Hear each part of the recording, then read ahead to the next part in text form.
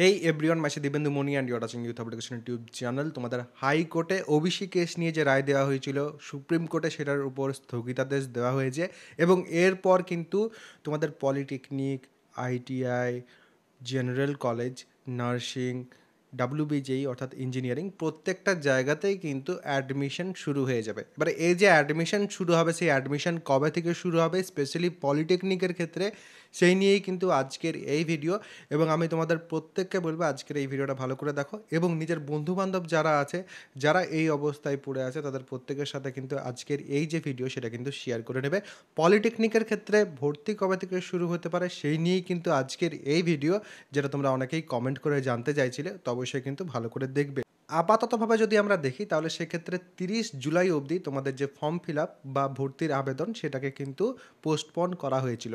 আশা করছি এরপর কিন্তু আর পোস্টপোনমেন্ট হবে না, কারণ যে কারণে পোস্টপোনমেন্ট হচ্ছিল সেই কারণটাই কিন্তু আর থাকছে না। এবং 30 তারিখের পর যদি স্টেট কাউন্সিল চায় তাহলে সেক্ষেত্রে হয় 31 তারিখে কিংবা 1 তারিখে কিন্তু তোমাদের যে র্যাঙ্ক কার্ড বা মেরিট লিস্ট সেটা কিন্তু প্রকাশ করে দিতে পারে। এবারে 30 তারিখে বা 1 তারিখে যদি মেরিট লিস্ট প্রকাশ হয়, তারপরেই কিন্তু তার 1-2 দিন পর থেকে কাউন্সেলিং জেনারেলি শুরু হয়ে যায়। যেরকমভাবে এবারে তোমাদের যে কাউন্সেলিংয়ের নোটিফিকেশান বের করা হয়েছিল, যদিও সেই নোটিফিকেশানটা পোস্টপনমেন্টের জন্য ক্যান্সেল হয়েছে, সেই নোটিশ যদি আমরা দেখি তাহলে সেক্ষেত্রে নোটিশে কিন্তু তোমাদের মেনশন ছিল publication of merit list 16th July, যেখানে 15 জুলাইয়ে তোমাদের যে ফর্ম ফিল আপ সেটা কিন্তু শেষ হচ্ছিল। এবং তারপর 18 জুলাই থেকে 22 জুলাই অবধি তোমাদের চয়েস ফিলিং চলতো ফার্স্ট ফেজের। এবারে ফার্স্ট ফেজের চয়েস ফিলিংয়ে কিন্তু ফার্স্ট রাউন্ড এবং সেকেন্ড রাউন্ড দুটো রাউন্ডারেই কিন্তু অ্যালটমেন্ট হয়। তো এবং এই যে দুটো রাউন্ডের অ্যালটমেন্ট, এই দুটোকে কিন্তু ফার্স্ট ফেজ অ্যালটমেন্ট এবং সেকেন্ড ফেজ অ্যালটমেন্ট কিন্তু বলা হয়। এবার এই first phase allotment, second phase allotment কিন্তু যথাক্রমে 23 জুলাই এবং তোমাদের 29 জুলাই 2025 বলা হয়েছিল।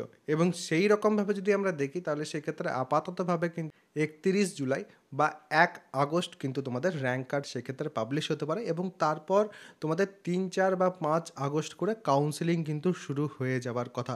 এবারে কাউন্সেলিং শুরু হওয়ার পর তোমাদের কিন্তু চয়েস ফিলিংয়ের জন্য 5-7 দিনের মতো সময় দেওয়া হয়। চয়েস ফিলিং কমপ্লিট হওয়ার পর সিট অ্যালটমেন্টের ক্ষেত্রে তোমাদের কিন্তু একটা ডেট দেওয়া হয়, যেরকমভাবে আমি একটু আগেই বললাম 23 জুলাই দেওয়া হয়েছিল। সিমিলারলি তোমাদের হয়তো 10 তারিখ বা 12 তারিখ বা 15 তারিখের মধ্যে একটা ডেট দেওয়া হবে, যে ডেটে কিন্তু তোমাদের সিট অ্যালটমেন্ট আসবে। এবং তারপরে কিন্তু কিছু দিনের সময় দেওয়া হবে। যদি তোমাদের 10 তারিখে সিট অ্যালটমেন্ট আসে, তারপর হয়তো 12 তারিখ 14 তারিখ অবধি একটা সময় দেওয়া হলো। সেই সময়ের মধ্যে তোমাদের কিন্তু ডকুমেন্ট ভেরিফিকেশন করে কলেজের অ্যাডমিশন ফিজ দিয়ে কলেজে কিন্তু ভর্তি হয়ে যেতে হবে। এবং সেই সময় কিন্তু তোমাদের পুরো ডকুমেন্ট লিস্ট যেটা, সেই ডকুমেন্ট লিস্ট কিন্তু লাগবে। যদি এখনও অবধি তোমাদের কাছে ডকুমেন্ট লিস্টটা ক্লিয়ার না থাকে, ডকুমেন্টস ইউথ হাব এডুকেশন কিন্তু তোমরা সার্চ করবে। সেই ক্ষেত্রে তোমার জন্য কী কী ডকুমেন্ট লাগবে, কী কী ডকুমেন্ট নিয়ে তোমাকে কলেজ যেতে হবে, সেটা কিন্তু তোমরা সেখানেই পেয়ে যাবে। এবারে তারপরে কিন্তু তোমাদের সেকেন্ড ফেজ অ্যালটমেন্ট আছে এবং তারপরে আবার কিন্তু কাউন্সিলিং চলবে, যেটা থার্ড ফেজ অ্যালটমেন্ট হয় সেটা কিন্তু এবারে থাকছে। বাট তার আগেই বলেছিল যে কলেজ শুরু হয়ে যাবে। তো নতুন নোটিশ যখন আসবে তখনই কিন্তু জানতে পারা যাবে যে তোমাদের কলেজ কখন শুরু হচ্ছে। এবং তারপরেও স্পট কাউন্সিলিং এটসেট্রা সব কিছু থাকে। ইচ অ্যান্ড এভরিথিং যদি তোমাদের জানার থাকে এই কাউন্সিলিং রিলেটেড, তাহলে সেক্ষেত্রে অবশ্যই কিন্তু চ্যানেলটা সাবস্ক্রাইব করে নাও।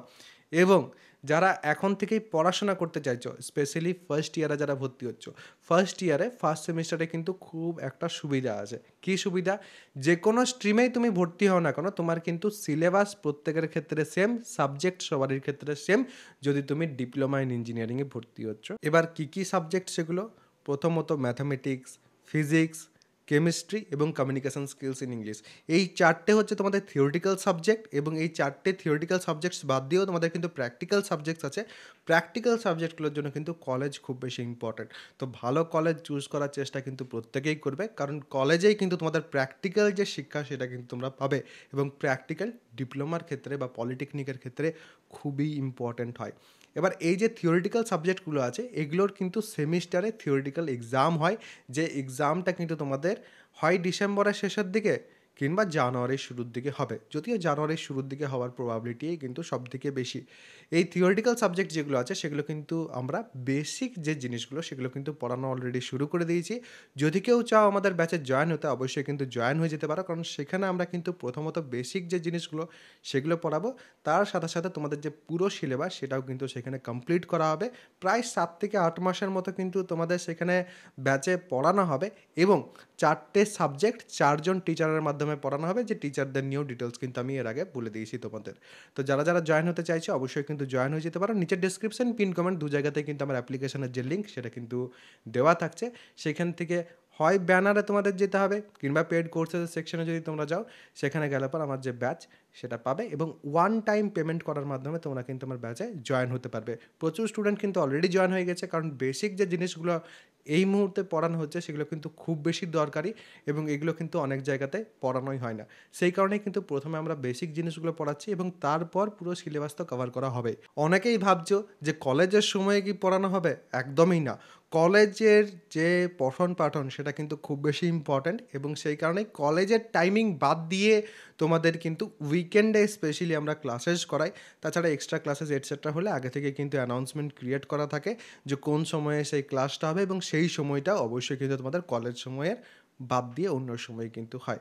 তো অবশ্যই যারা জয়েন হতে চাইছে তারা কিন্তু অবশ্যই জয়েন হয়ে যেতে পারো এবং তারপরও যদি কারোর কোনো রকম কোনো প্রশ্ন থাকে কমেন্ট সেকশন অবশ্যই কিন্তু জানাবেই। সবাই ভালো থাকবে, সুস্থ থাকবে এবং আমার সাথে থাকবে।